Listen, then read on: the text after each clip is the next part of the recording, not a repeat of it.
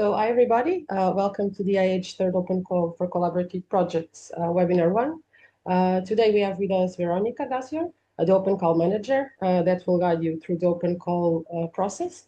And we also have Nuria Passos, computer science professor, that will introduce you to the project and also talk about the dAIEDGE Lab. This webinar will be recorded and you can leave the questions in the chat that will be answered at the Q&A.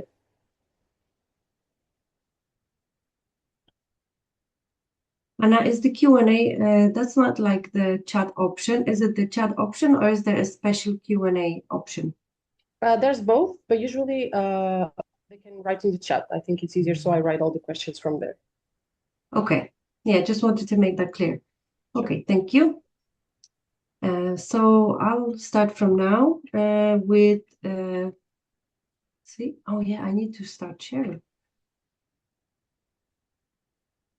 Am I sharing the screen? I am sharing the screen. Okay, so let's start with the agenda.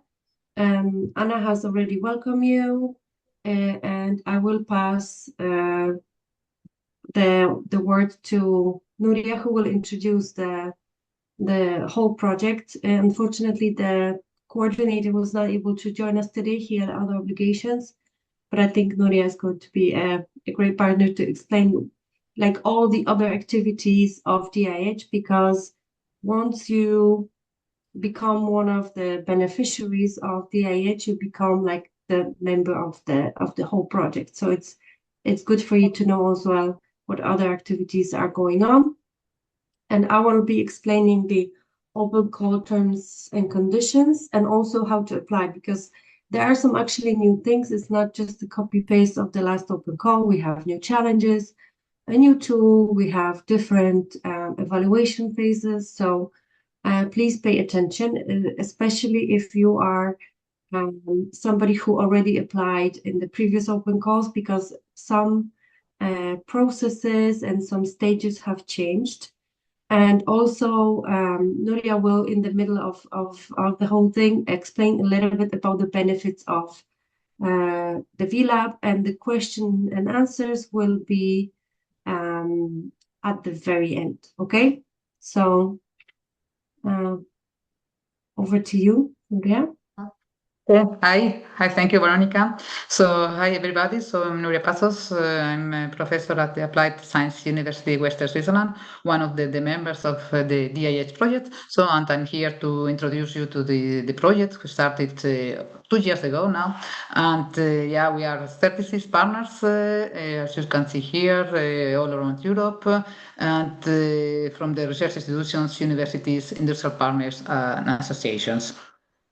So the main goal of the dAIEDGE is to build a network of excellence for what we call distributed, trustworthy, and efficient and scalable AI at the edge. So we are really dealing with applications, machine learning, deep learning application at the edge, and we are part of what we call the network of excellence, because the idea is to build an European AI lighthouse together with the other NOEs, so networks of excellence, like Vision, AI for Media, Elise, Elsa, Elias, Enfield, Eurorobin, Human, AINet, and Taylor. So these are the different networks of excellence ongoing. Some of them they will be finishing soon, and the others are still ongoing for a couple of years. So the objectives of the dAIEDGE project are built on 6 pillars. So here we can see, first of all, the research. I mean, I'm making a survey on the research in the edge AI domain. So with identifying new approaches, hardware and software approaches, paradigms, and solutions. So the second, we aim to build a community which will make this survey on the HAI, and will lead also AI researchers in Europe to build their own AI or HAI applications. We also integrate exchange programs to scientific exchange between institutions, and with the main goal and the main idea of building this community around the HAI.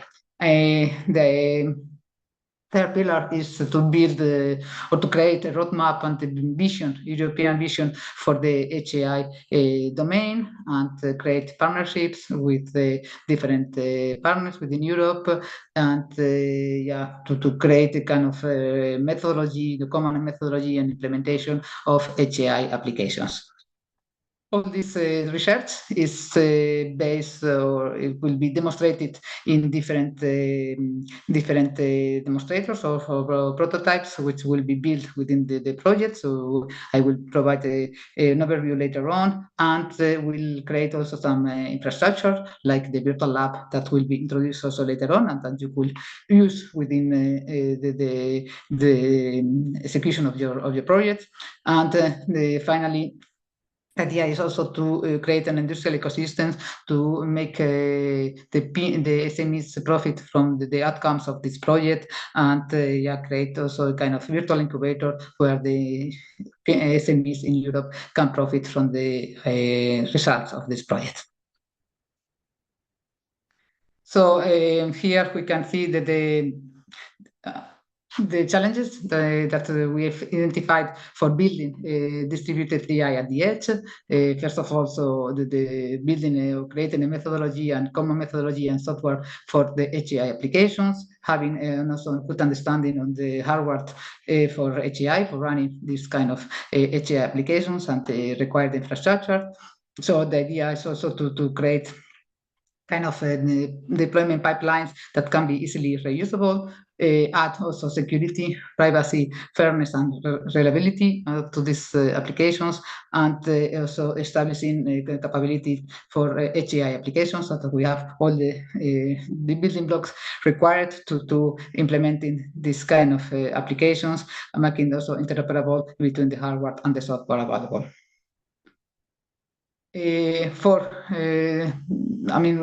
During this project or within this project, our aim is to provide services and tools to the partners, but also to the participants or beneficiaries of the open calls, like the dAIEDGE Virtual Lab, which will be introduced later on, which is a distributed platform for running AI experiments from remote users, so that they don't need to have knowledge on embedded programming or having all this set up on their own facilities. They can be used remotely, and you can experiment with different kind of HAI hardware.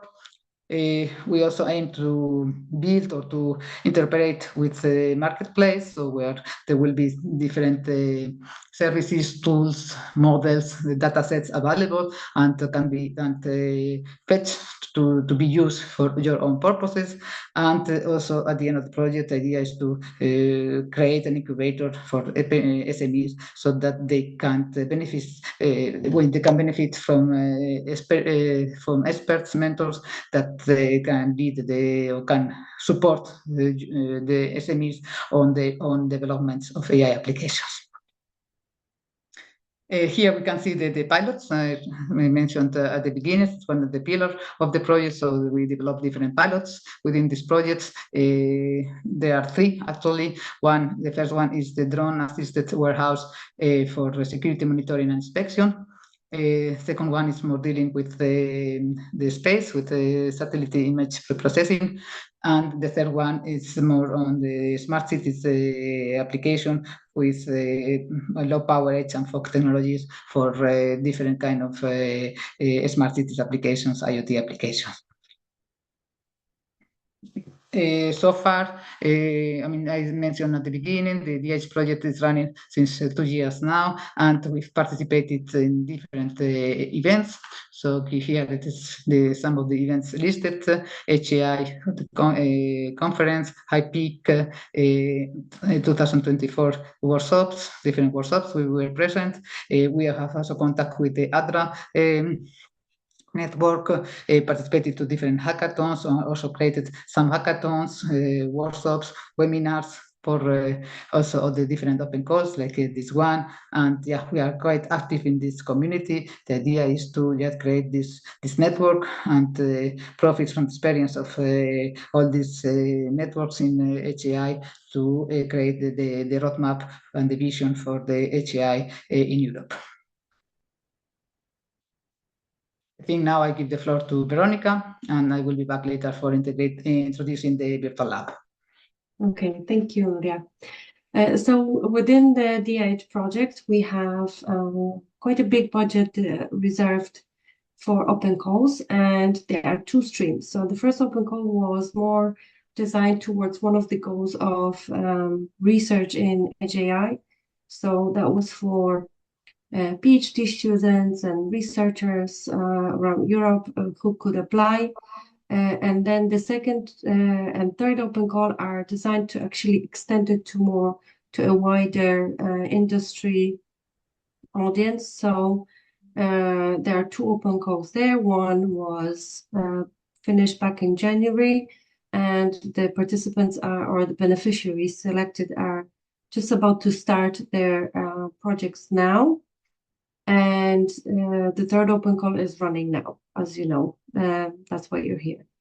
So I'm going to tell you a little bit in detail about the third open call. I am the project manager on behalf of Funding Box. So we manage the open call on behalf of the consortium, but it is the whole consortium that is involved in the development of the open calls, and then later on in the actual support of the beneficiaries. So your mentors will be somebody who has technical knowledge and who is partner of the dAIEDGE project. The open call will be closing on the 14th of October at 3 p.m. I wouldn't be expecting an extension. I know that in many open calls in Europe, we expect extensions, but I wouldn't expect it here because we are on quite a tight schedule. This whole project is for 3 years, so it will be finishing next year. That's why we need to get things moving and give you enough time to actually develop the projects. So in terms of timeline, once we close in October, we're going to do the pre-scoring, which is done automatically, and we'll talk about in more detail. So this will be the first screening where many of the applications will be not moving forward. I don't know how many, okay, but we will leave about 100 that will go to the expert evaluation in November. And in late November, we will have something called jury days, okay? So during the jury day, you will be able to present your pitch online. I know that probably startups and SMEs are familiar with that. For academic organizations, I think you'll be very familiar with that as well, you know, presenting your project in a short presentation. So I think, and it's a nice opportunity for the jury and the consortium to actually ask questions and feel like you're getting a good understanding of the project. I've had very good experiences with jury days, I must say, and I'm very happy that we have it in this open call, and you can expect the results in early December. In terms of eligibility, I suppose that many of you have already read the guide for applicants, so you know what type of applicants we are looking for.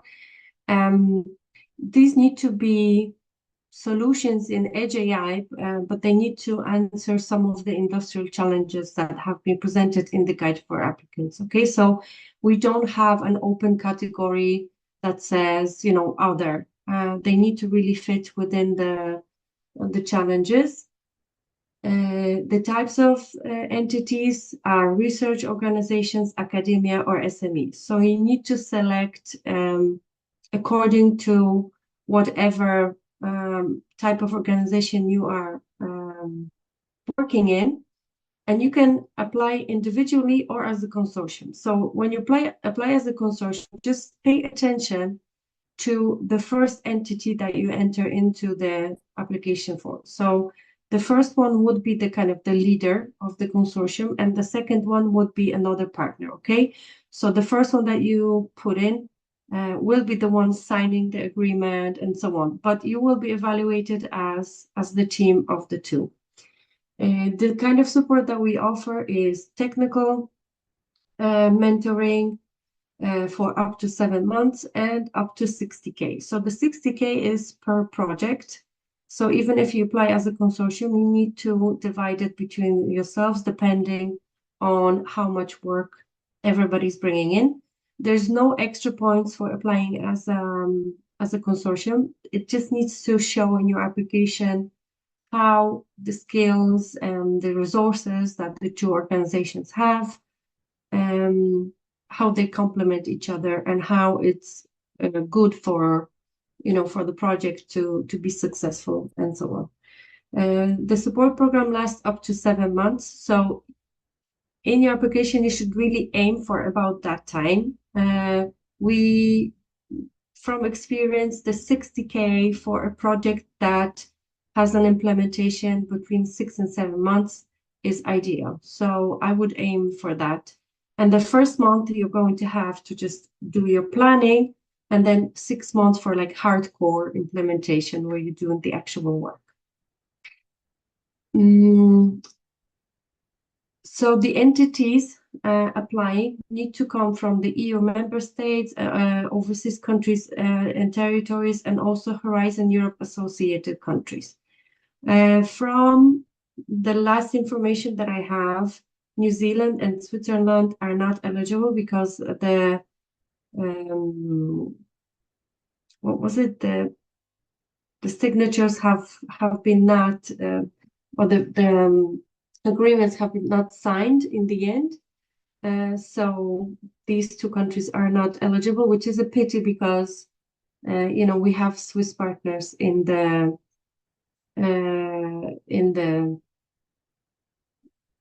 consortium. So if you are from Serbia, for example, or Bosnia-Herzegovina, please check in the guide for applicants. There is a link to the official list of associated countries. So the list is there, okay? So you can read. And if you find your name there, that's it, okay? You're eligible. But if you still have doubts, you can email the help desk. Another I suppose positive or like a bonus point here is that you can actually submit up to 3 applications. This is not a standard, okay? We usually only allow 1 application, but with this open call, you can have up to 3 different applications, but each of them has to address a different challenge. So if you are developing edge AI solutions, but in very different areas, then maybe something to do with energy, and another one with vehicles, and another one with space observation, or whatever. Maybe you can select up to 3 different challenges and submit 3 applications, okay? The only thing is that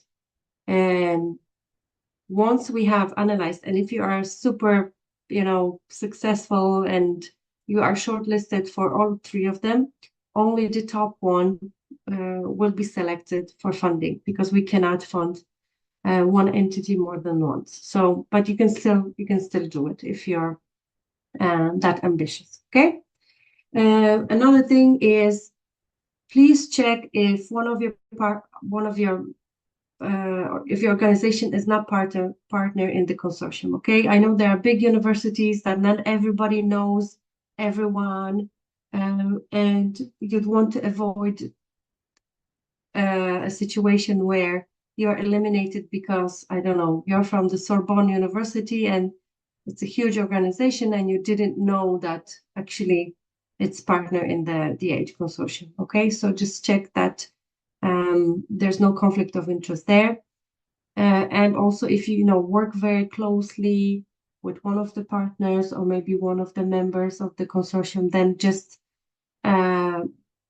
be cautious and maybe send us an email if you have doubts if there is a conflict of interest or not. In relation to the scope, as I said, it's quite limited in terms of the challenges, okay? So the challenges, we have 13 on the list. Last time we had 20, so that was a lot. And this time we have 13. Hopefully it's a lucky 13.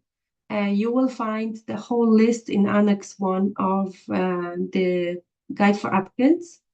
And every challenge it's like nearly a full A4 page or even more of information of what we're looking for. So there's like a short description of the challenge, the expected deliverables. There may be some references to maybe like scientific articles that are in relation to that method or type of study.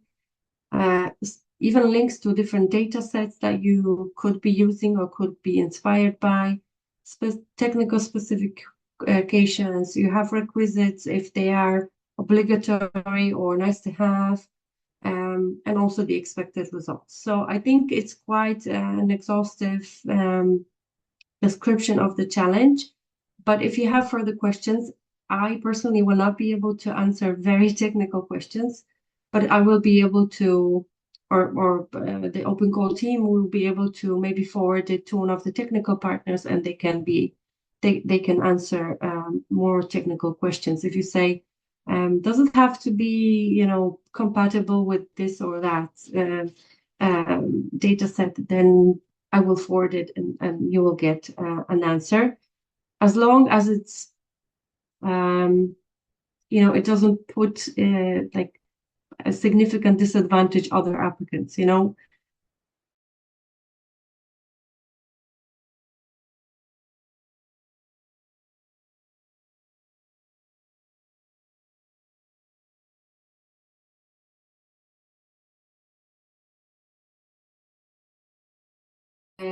is also the 7 months of support. And just please make sure that you put the total required grant, where you want it, because this is what is going to set the limit. Okay, so whatever you put in the application form, then we need to follow up with that. And you cannot, if you are selected and you say, actually, I wanted to ask for a little bit more, it might be not possible to do that. Okay, so if you want to, just aim for whatever you will need for the project, okay, in the application form. So how to get to the application form? You can visit this website here, dAIEDGE-thirdopencall.fundingbox.com. This will be the landing page. And if you go into the read first, okay, so the apply now will actually take you to another platform, okay, because we are moving to another platform that Funding Box has been working for a few years developing, and now it's active, and actually the applicants are very happy with how it looks and works, and we've had no complaints so far. Just for those who are applying for the second time, just be warned that it's slightly different to what you remember from the last time, okay? So the first thing that you should really do is go into read first, and then read the guide for applicants very carefully, okay? Most of the information is there. If you can't find it, you can even use, like, I don't know, AI tools and upload this guide for applicants, and it will generate an answer for you. It will read through it and say, does it mention, something, and you can do that. But if you still can't find it, you can always contact the help desk, okay? So if you click the apply now, it will take you to another page. So the new platform that Funding Box is using is called OnePass, something you've been working on for a few years. So there's quite a few steps, okay? And this it will take you to this web page, and here you would click another apply to the third open call, okay? So this will take you to the actual platform where you will might need to register, but I will tell you what's also new. So this is about what's new in this open call, okay? So the new application platform.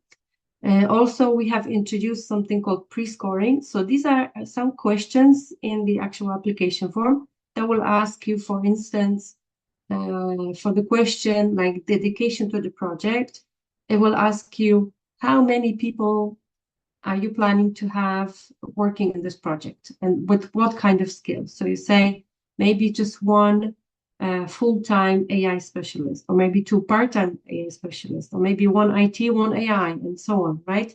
So according to that, we will score your application, and you just need to answer whatever is true to your project, okay? I don't think there's any way to kind of,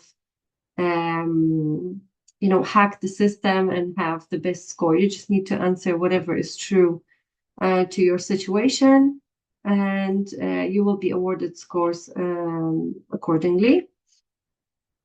The evaluation, whatever is going to be evaluated in the independent evaluation by the experts, you will see the standard sections that are also mentioned in the guide for applicants. So this is the meat and the potatoes of the application. Excellence, impact, and the implementation section. So just please pay close attention to that, and just no yapping, okay? You have only 2,000 characters for every section. So just go to the point and make sure that it's all very concise and to the point, so that we know exactly what kind of project you are planning to develop. And as I said, after the independent evaluation, we are going to do like a ranking of the best applications, and then select about 30 applications that will go into a jury day, okay?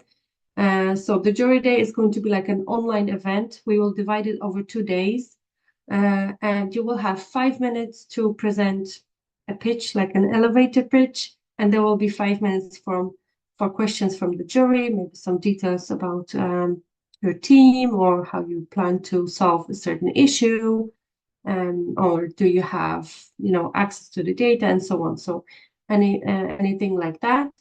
And you will be scored on your team vision and the project vision, potential impact on the project's goals, and also the positive effect on your processes, products, whatever you are developing, how it's going to better your product, whatever you're working on. And after that, we will have a final decision pretty soon after that. So the consensus meeting will be immediately after that, and you will have a provisional list of the beneficiaries and a reserve list usually. After you are pre-selected, okay, applicants also need to go through something called formal checks. So this is, let's say, if you applied as an SME, we need to check that you are indeed an SME and not a part of big corporation, because we need to conform to the rules of the open call, right? So you will be asked for some documentation, like financial statements and so on, and we will confirm that you are indeed, SME, academia, whatever is needed. And only after that, you sign the subgrant agreement and start the support program. So the support program will probably start in January of 2026, okay? And you will have up to 7 months to finish the project. And you will need to be very, very diligent, because there won't be much margin for extensions, since the overall dAIEDGE project is finishing by the end of August. Then everything has to finish. Also, your projects, when you're implementing, they will all need to finish by the end of July, so that we do the payments and everything finishes by the end of August. Okay, so just keep that in mind, that there won't be much room for playing around with the timeline. Okay. Also, what you should keep in mind is that the support program is based on a lump sum model of funding, okay? So you get payment of them in 2 batches, okay, or in 2 tranches, I suppose. And it's not based on whatever you have spent, okay? So you don't send invoices or anything like that to us. You just show your results. Okay, so whatever you deliver, we evaluate it, and based on that, your payment. So the first phase only lasts about 1 month. You make like individual mentoring plan. So it's like a big spreadsheet with all of your data, your KPIs, your budget, your different deliverables. You're working on it, making like a really precise plan of how you're going to implement the project. And when you present it and your mentor approves it, then only then you get your payment, okay? And then the second phase that is going to last 6 months, you will need to have the proof of demonstration. So whatever you have developed, you will need to deliver like a final report on how it was implemented, what kind of tests you've done, what kind of accuracy, I don't know, it just depends, the technical report.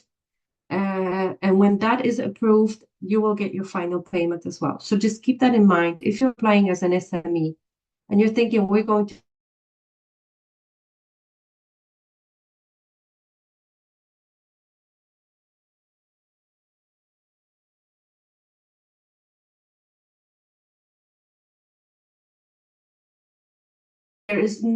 we have no wiggle room for changing. So if you individually request, oh, we would like to have a prepayment, can you do it in 3 tranches? We can't, okay? We have this established, and it's going to be just 2 payments, 15% after first month. So it's kind of like a prepayment. You can look at it. And then the last one is going to be the big chunk, but that's after you've done all the work. So you need to pay people in advance. So it's kind of like a cash flow thing. But please keep that in mind, okay? And as I said, the milestone review will be done after you deliver. So you have a deadline, you deliver it, the technical partner reviews it, then the selection committee needs to approve the payment, and only then you're paid.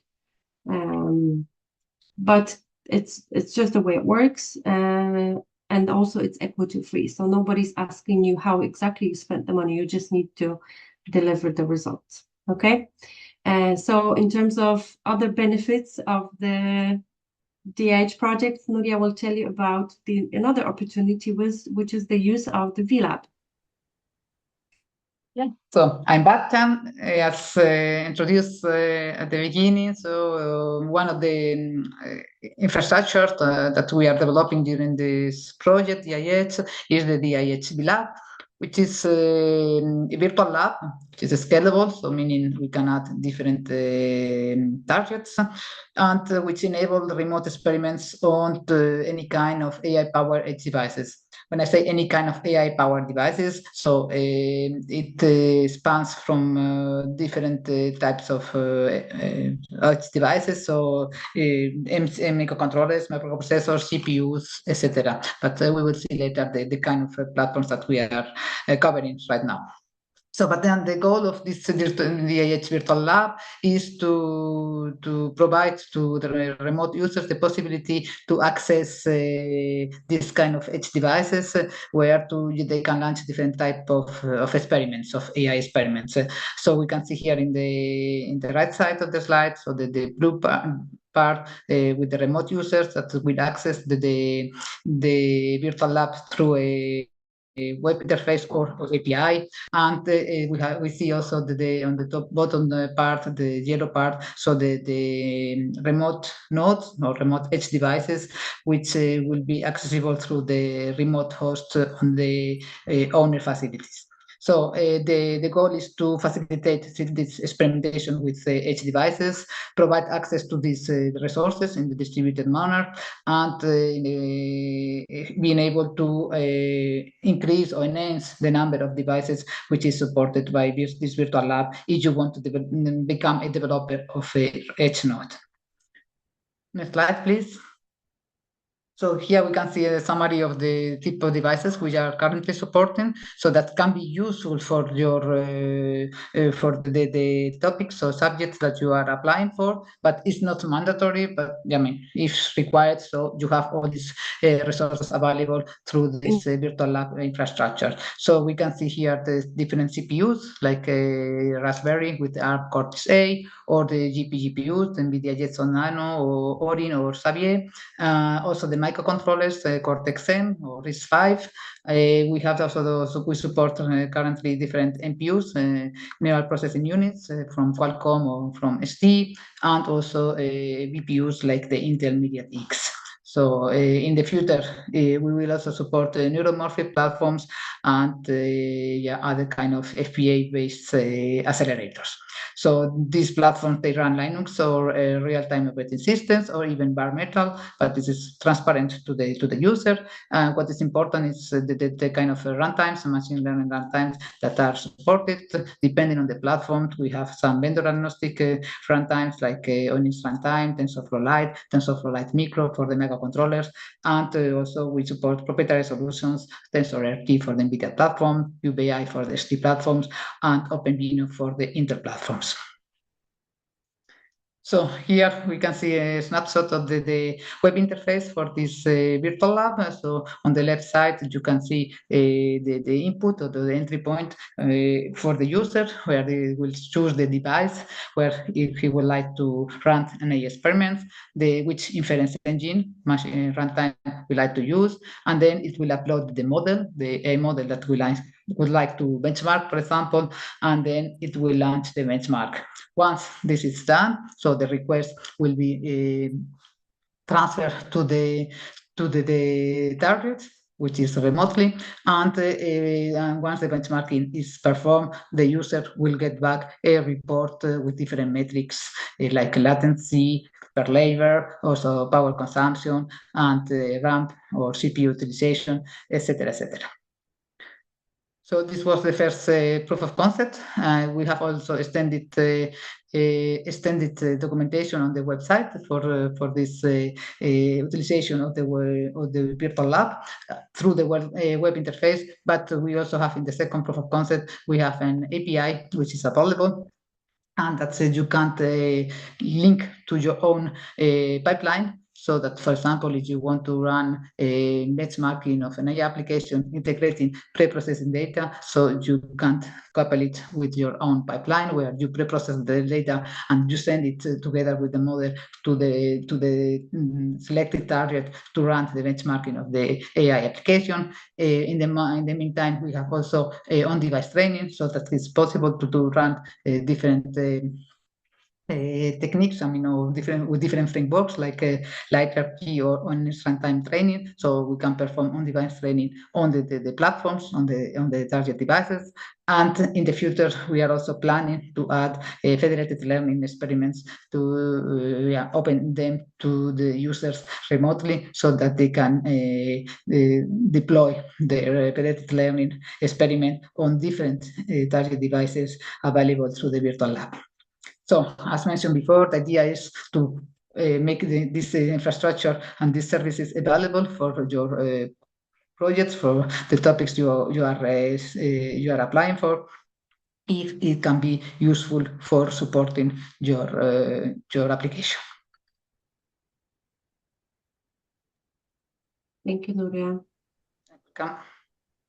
Okay, so now that you know what we're offering, I'm going to give you a few details on exactly how to apply, especially because we have the new application platform. So I just want to show you what it looks like. Okay.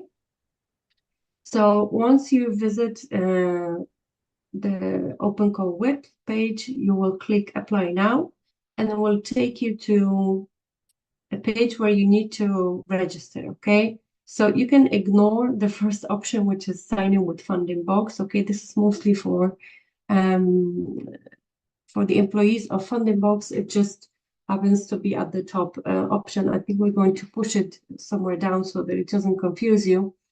But you can sign in with Google, LinkedIn, or just put in your whatever email you're using, okay? And once you're in, you will see this landing page, okay?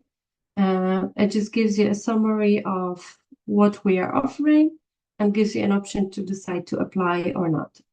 As I said, if you need to read the documentation, there is a read me section, or read first, excuse me, on the OpenCall webpage, and that's where you can view the FAQs and the guide for applicants, so which should be kind of like your Bible for the time being. Once you click the apply now, it will give you the option to start the application. If it is your second or third time visiting the application because you've been working on it for a few days, but you are using the same path, just to tell you, because it happened to me, I think yesterday, that when you click apply now or whatever, or even if you bookmark it, it will give you the option to start the application process again. And this, here it says my applications just above that. And this allows you to access the applications that you already have opened, okay, and continue to work on them. Just wait a few seconds, because I know it doesn't appear like straight away, and you will unnecessarily open many versions of the application, and then it can cause confusion to you. You won't be able to delete it or whatever. So just wait a few seconds until, so if you know that you have created an application already, just wait until it appears above that yellow button, okay? And then you can click see details, and then we'll take you to the existing one, okay? Inside the application form, it looks actually quite similar to what we had before. It's just divided into different sections where you enter your data. It gives you the amount of characters that you are permitted to write, but just always check that you're not cut off mid-sentence, okay? Even if you write it somewhere else, like in the Word file, and then you copy pasting, you're like, oh, it's 2,000 characters, but maybe that platform is using different, I don't know, counting. I don't know how you could count to a different number, but just make sure that you're not cut off mid-sentence, yeah? And what's good about this application form is that after, it gives you this option to review and submit it, okay? What's very important is that once you're ready, you can submit your application. You need to submit your application, otherwise we will not take it into consideration. So when you press review and submit, you will see this summary, which gives you like red flags if you have forgotten to fill something in, okay? So you can see here that something was missing in the legal information, let's say, and it gives you an option to go back to it, fix whatever needs to be fixed, and only then you can submit the application. So this will be grayed out until you have everything ready, okay? So it's kind of like a foolproof way to make sure that you're not leaving any questions unanswered. But as always, just double, triple, quadruple check that everything is in order before submitting. You will have another option to ask questions, especially if you're, in the process, you're writing something, maybe you come across some issues. There will be another webinar on the 2nd of October or at 2 p.m. So this is also, we have one in the morning, one in the afternoon for people who are not able to join in the mornings. You will need to register again for that. But always, if you have any questions, you can either ask them today or you can send an email to the dAIEDGE help desk, and we will make sure that we answer to the best of our knowledge to your questions. And I thank you for your attention today. I think I will pass on to Anna so that she can read the questions that we have in the chat. Yes, thank you, Veronica. I see we have some questions here, so I'll start. We are a design company with a strong use for AI in the medical field. Since the program is focused on AI firms, would it be possible for us to apply as a consortium partner with an AI service provider?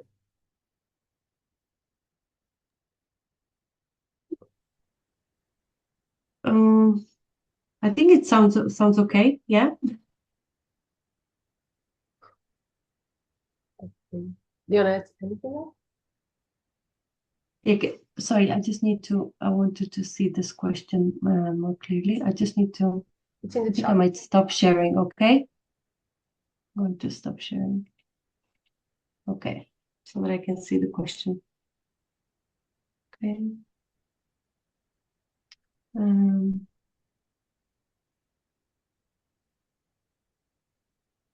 Yeah, it's okay. I'm not sure what company size is that in this case.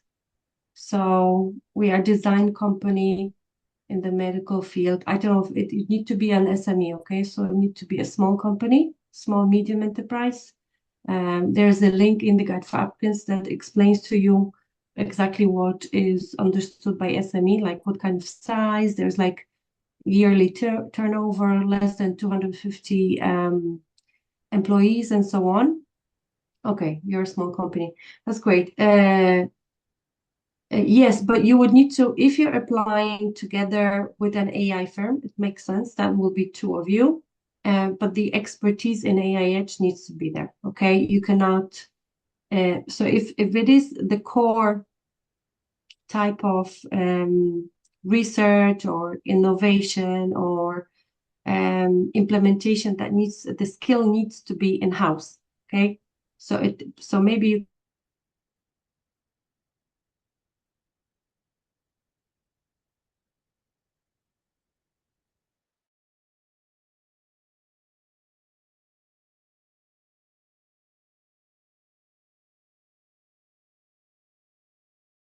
buy skills in-house, then yeah, because the subcontracting has to be, up to 15%, I think, and not for the core activities. Okay, so you can subcontract something that you cannot do yourself, but you cannot subcontract the main activity.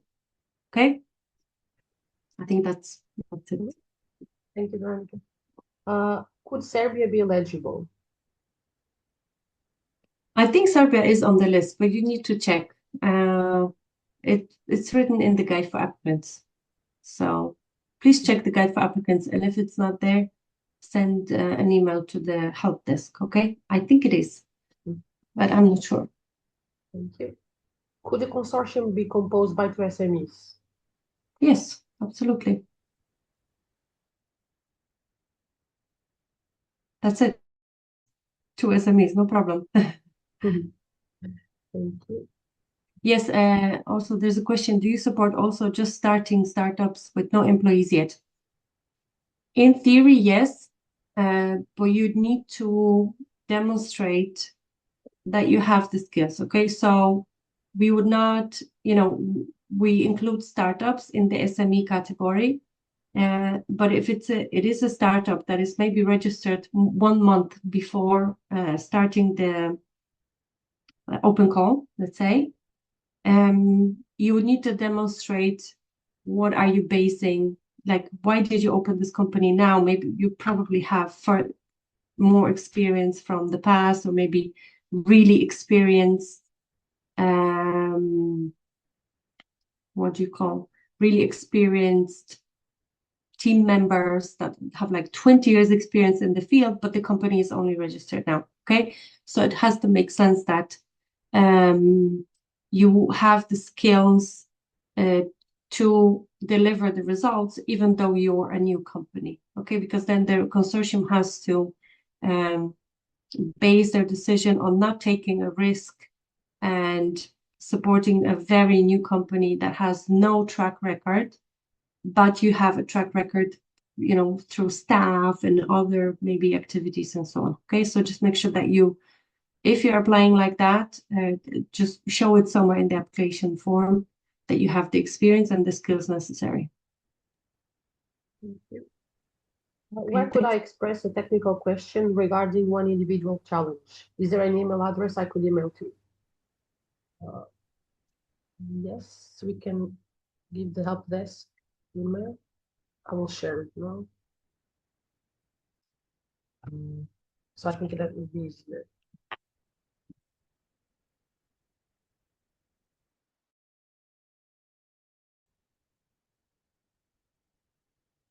Oh, I think I lost connection. Can you hear me, Veronica? Yes, I can. Okay. I've shared the help desk email. in the chat. Yes. I don't know if you replied. Okay. Okay, let me go back. Will the slides be published on the call webpage for reference? Yes, you'll receive an email in the next couple of days with the slides and the video recording. Yes. I think you already replied to this one. I have also read that you do not support military use projects. I have a personal civil defense project. Can this be supported? Do you have metaverse concept? Do I recommend? Okay, I see the question in the chat, Anna. Yes. I think it might be flagged as difficult to support if it's dual kind of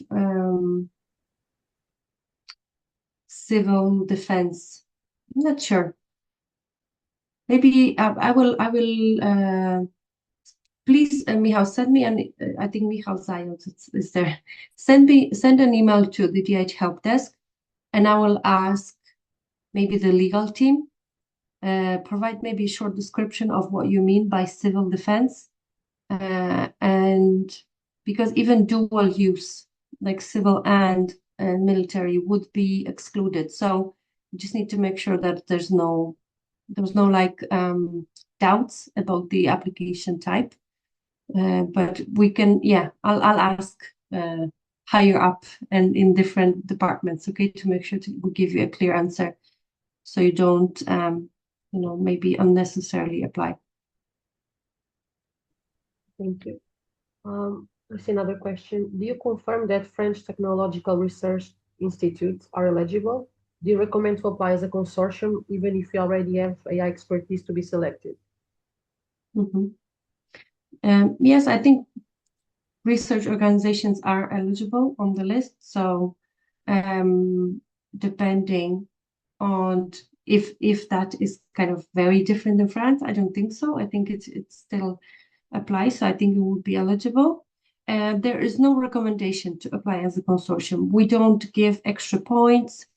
And it's not a big percentage of the applicants that are actually coming as a consortium. Mostly it's individual entities, but I mean it has to make sense, as I said, right? If you have one skill and the other partner has another skill, and together you can present like a stronger proposal, then go ahead. But don't force it, and like there's no need to look for partners. That's why we don't even offer like matchmaking service or anything like that. So there will be no extra points for being a consortium, not at all. Okay. Thank you. See that we have another question. In challenge 13, there is the mention of having images from a data set. In that case, is the data set available in the virtual lab platform, or there is the need to create one? It is not clear on the description. I don't know. Please send Nuria. Yeah, maybe I also can ask. I mean, we do not have access in the virtual lab. You will have access to embedded platforms, so you can run experiments on embedded platforms. But the models or the data sets that you will need, for example, for the on-device training on the selected platform, this will be provided by yourself, or you can't access the AI on demand platform, where you will have there a marketplace with different assets and models, data sets, etc. But we do not provide the data set in the virtual lab. Now, regarding the topic itself, I mean, you select a topic which has been provided by one of the project partners, and they have specified the data set that needs to be used. Then this will be provided by the project partner, if it's the case on the specific topic. Thank you. I don't see any other questions.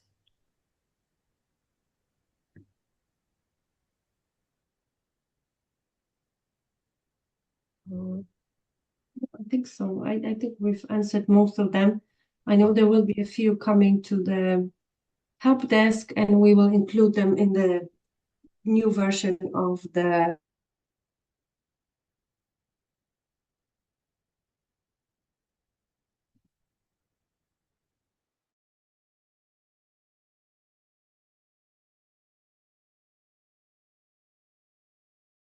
done for today, right on time, around 1 hour.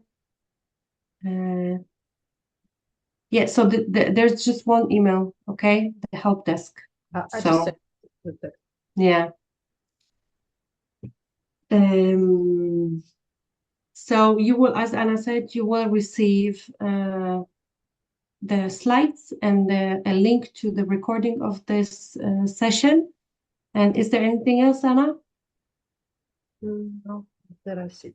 I think We that don't send like a few questions after this. No feedback. Yes, Veronica, just Yeah. to clarification for the question regarding the technical questions, how to get in touch with the project partners who propose the subjects. So I think they will contact the help desk and then you will transfer the question to the specific partner who proposed the Yes. subjects. Yes, because in the description of the topics, it doesn't say who exactly is the partner who proposed this challenge and who will be looking after you, because that can actually change. So just there's one email for the help desk, and I will forward it to the right person. Okay, right. So thank you once again for being here, and good luck with your projects. I hope we get lots of really ambitious and innovative projects for this open call. And I'll see you around in my email inbox. And thank you once again. Bye-bye. Thank you.